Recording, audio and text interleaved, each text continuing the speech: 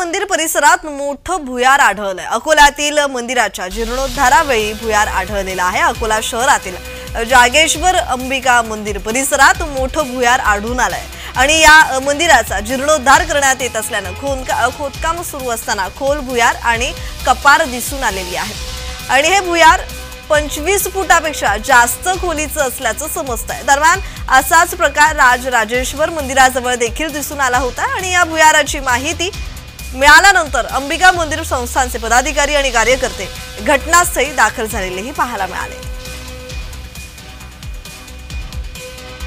हे मंदिर प्राचीन काळातलं आहे।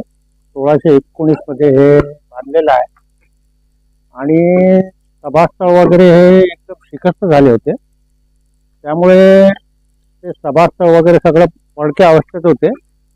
त्याचं जीर्णोद्धाराचं काम सुरू आहे।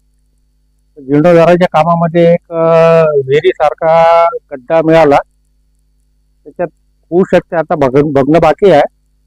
एक मामूली गड्डा आहे तो, माहिती पडेल आता काय आहे त्याच्यानंतर